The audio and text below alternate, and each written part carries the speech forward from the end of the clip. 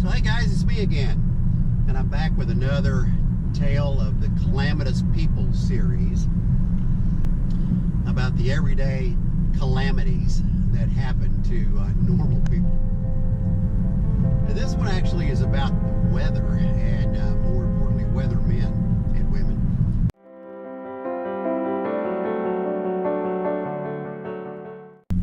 In the late 1970s, we lived in the Dallas-Fort Worth metro area, and my favorite weather person there was Troy Dungan.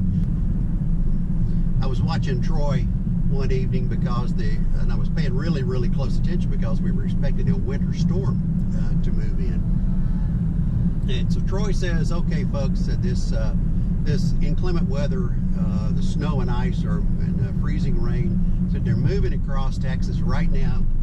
Said they're headed toward the metro area. Said they've already passed Amarillo. It's out at Wichita Falls. He says it's going to be to the Dallas-Fort Worth Metroplex about 2 a.m. He said you can set your clocks by it. Well, you can imagine. So we go to bed, you know, and expecting to wake up to snow on the ground the next morning. Then I get up, go look out, expecting to get a snow day, you know, out of school and stay home and play type thing. And sure enough, nothing. The front that was bringing all of the bad weather stalled.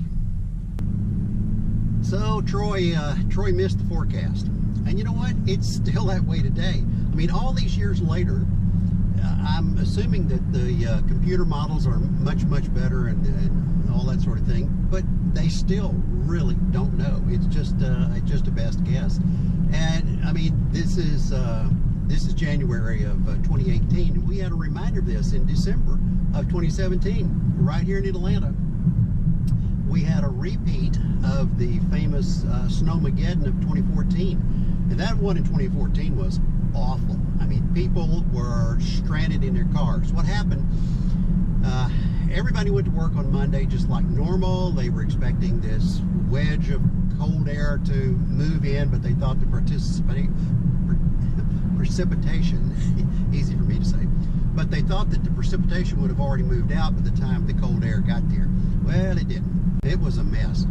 Schools were in, but they decided that the roads were starting to get slick, so they decided to let go early. Well, if the schools are going to let go early, that means all the offices and government offices especially have to let go early as well, because somebody's got to be home for the kids.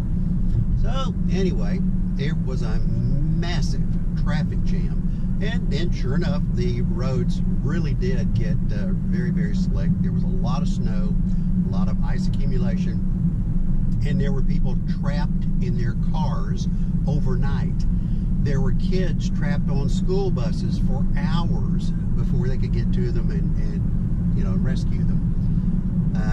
So we certainly, you know, we've all been very mindful of that and don't want a repeat of that or anything. Well, sure enough, December 2017, we had an exact repeat of it. This time, we were better prepared, but same situation. Everybody's at work, the kids are at school, and it starts snowing.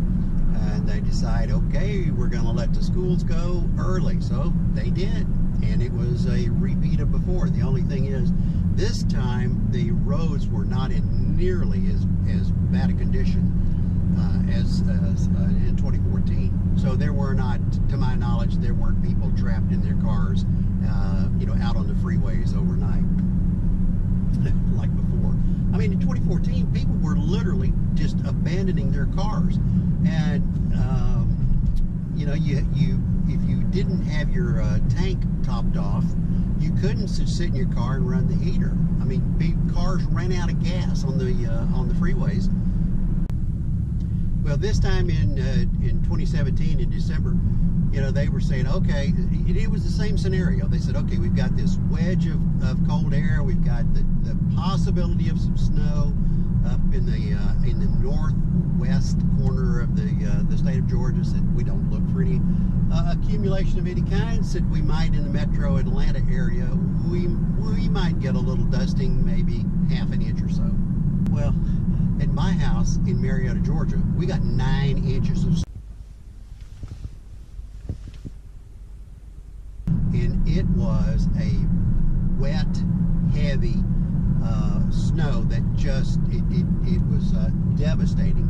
A lot of my trees and shrubs were damaged from the weight of the snow on the branches. There were broken branches everywhere. A pine tree snapped off at the end of our street. A pine tree snapped. We not only lost power for one day, we lost the internet for 3 days. Now that's a catastrophe. The point of the story is, you really can't depend on what the weather people say, because it's not an exacting science. It's still really just a guess. So just be prepared.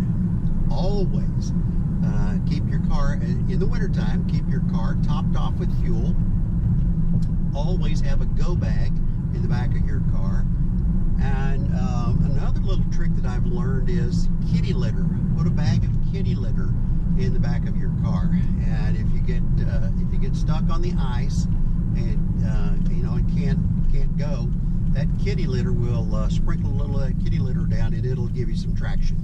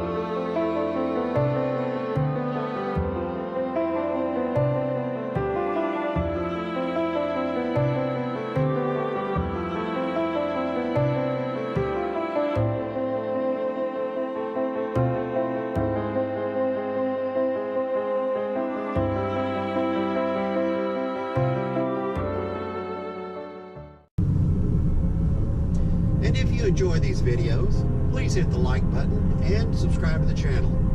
And thanks for watching.